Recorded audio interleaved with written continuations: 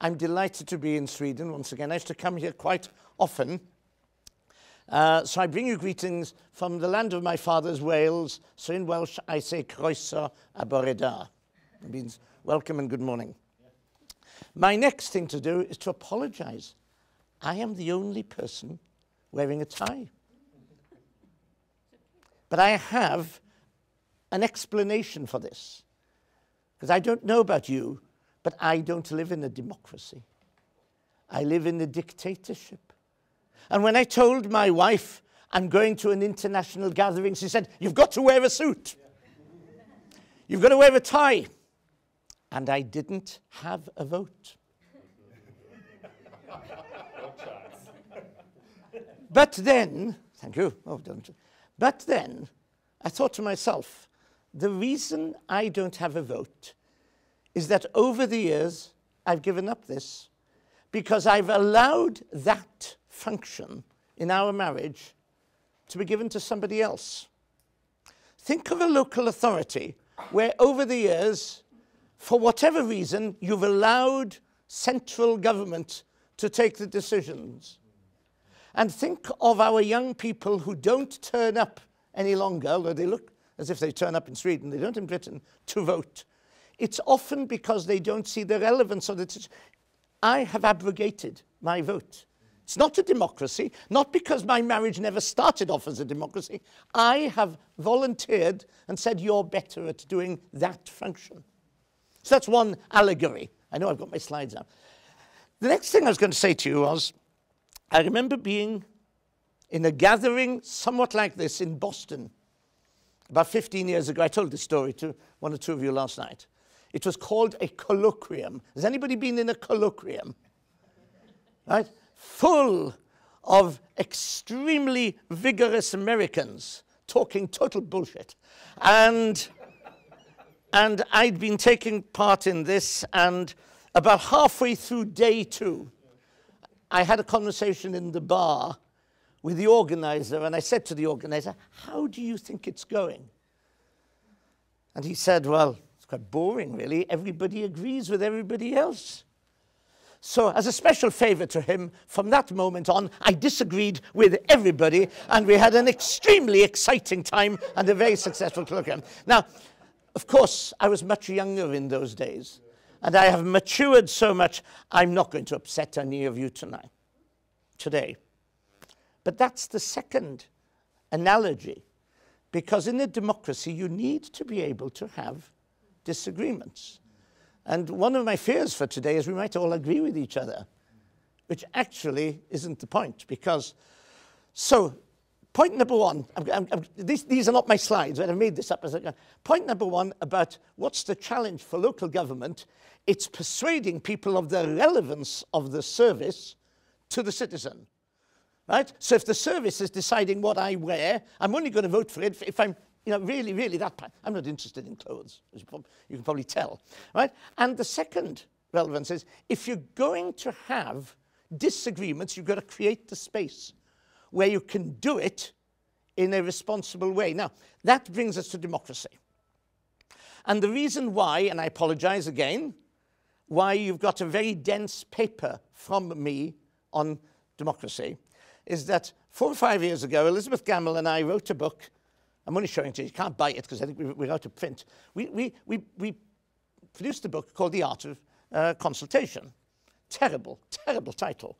We wanted to call it Consultation Crazy because we reckoned the UK had gone mad doing far too much of it very badly.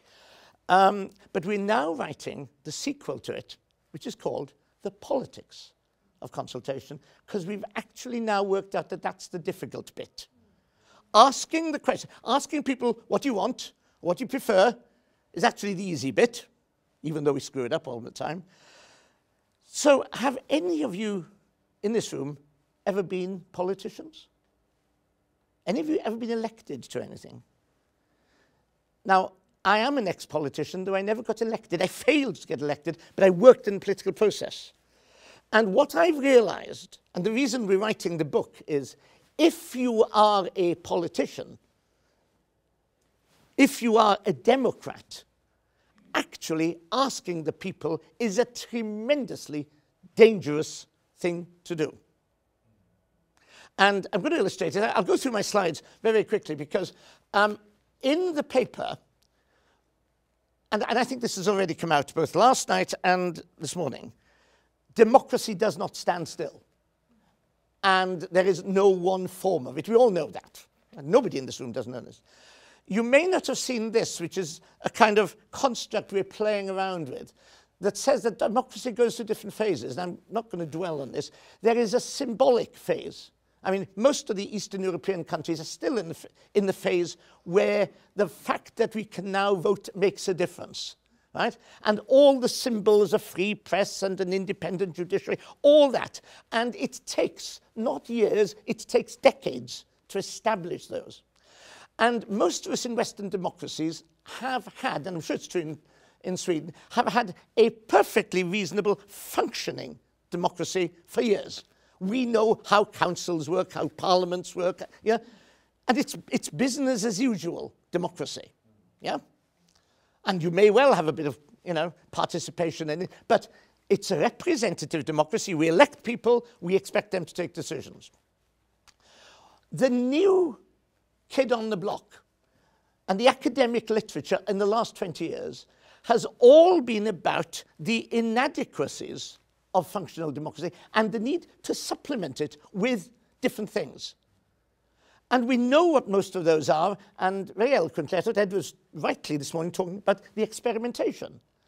And there have been huge experiments in direct democracy, a lot of interest in direct democracies, all kinds of referendums. In the UK, the last general election was fought with a Conservative Party saying, we're going to have referendums on all kinds of things. And we want to encourage public participation through petitions. They've dropped most of those ideas in practice because a lot of them were not well worked through. And the referendum idea as a direct democracy is a very, very dangerous thing. You show me a referendum anywhere where you can prove that people were actually voting on the question they were asked, as opposed to all the other things that influenced them at the time. So there are deep problems, and people power and all the experiments, by and large, haven't worked very well.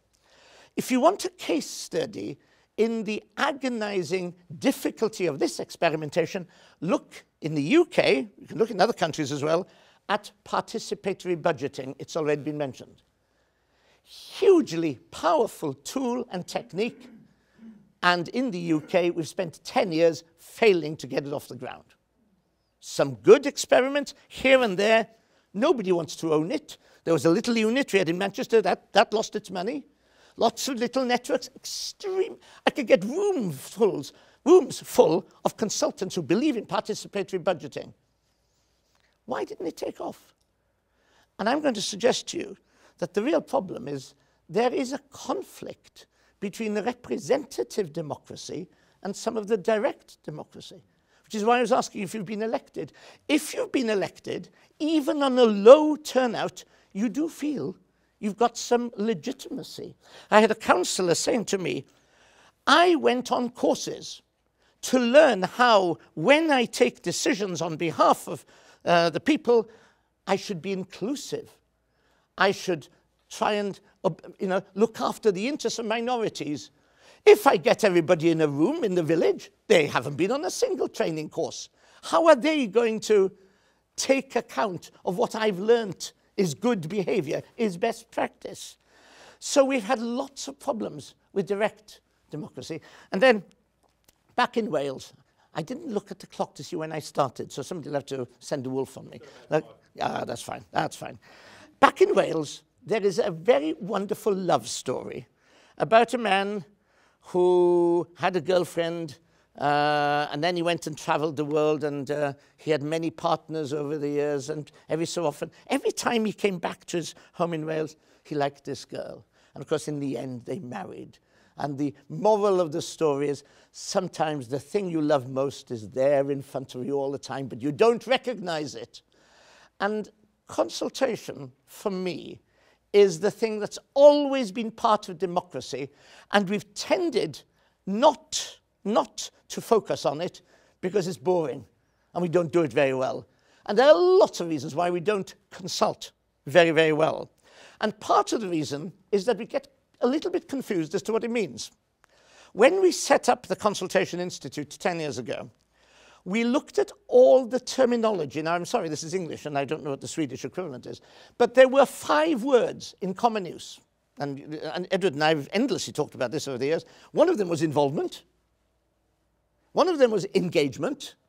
Another word was participation. Another one was empowerment. And then there was consultation. And what we discovered was you can't, or we couldn't, define the others accurately enough, because involvement had a very elastic, right? Consultation was the one that you could define very precisely. Indeed, our courts have defined it so precisely that if you do not meet the definition the courts say, then they will tell a public body your consultation was unlawful. So our definition that we adopted all those years ago is basically that it's a dynamic process of dialogue, which you will know, a genuine exchange of views, but why are we doing it?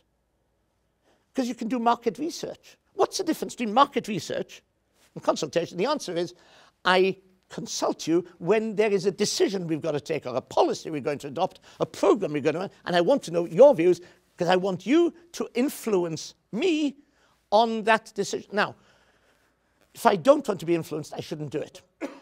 So we discovered that right in front of our eyes was a process that could legitimize things. But now we have the problem, because these were the questions you asked.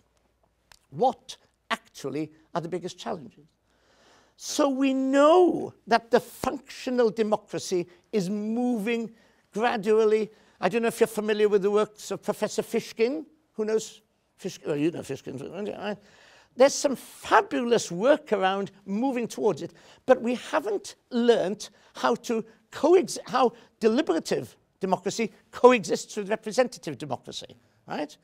Because you can't win votes. If I'm a politician, I come and say, vote for me because, well, first thing, would you vote for me if I said, vote for me because I want to close the local hospital? Democracy doesn't work like that, right? So, but would you vote for me if I said, vote for me because I think we might need to close the hospital and I'm going to consult everybody and we'll do a deliberative event. Would you vote for me then? Because people want leadership. So the problem in many ways is, how do we move towards deliberative democracy without undermining the role of elected representatives? The next thing, and I'm very quick on this, but I hope we come back to this during the day. Talking to you last night, Sweden has exactly the same problem as we have, which is there is a retreat from the traditional welfare state, and the models of service delivery are changing dramatically, and people don't like it. Now, if you want to, well, tell me, I'm going to skip all that. You can read that for yourselves, and you'll skip all this, because I want to finish by saying to you, it's all about change management. I used to lecture on change management throughout Europe 20 years ago. And I've got so many books in my office, right, on change management. And do you know what? They all say the same thing. And you all know what they say. So if I start the sentence, you will finish it. I'm going to start the sentence. If you impose change on people, they will resist it. If you sit down in dialogue with people and say, look, these are the problems we've got, what do you think? They'll come out with more radical solutions, you know, than you expect. This is all about change management. And of course, it's very easy just to postpone change or to avoid change. So if it's all about change management, now let me go back to the previous slide. What are the implications? So how do you get a degree of public support? The public will not support us in Britain closing local hospitals. But I've now figured out I don't need all the public to support me. I need the opinion formers. In a town of 200,000 people, there may be 2,000 or 3,000 people that run civic society, that play a part in different things. And if I can win the argument with these people, because most of the public are a bit like me with my suit. They don't really care. Most of the public don't care. But can you win the argument? There was a time in Britain where we imposed change. Even now, we can tell a local authority what to do. And the change, for all the reasons I'm sure Catherine will talk about later on, any longer, you can't impose change because people will resist it. What you've got to do is win the argument. You no longer need to win the decision, you need to win the argument. If you're going to have the argument, you need to have, and what are the skills you need? The very skills we're talking about here, the skills of participation, of consultation. We need to find ways to convince the public that the dialogue and deliberation are genuine, because often they're not very representative. And I think you need, finally, to make local politics sufficiently interesting to command the attention span from the public. Again, the technology of your company has a lot to do with assisting that. We can, I think, make politics quite exciting. And if it isn't exciting, can we possibly have any excuse if people walk away from it? And I think that's a big challenge, and it is a culture change. It's a culture change. I just finished on time. Thank you very much.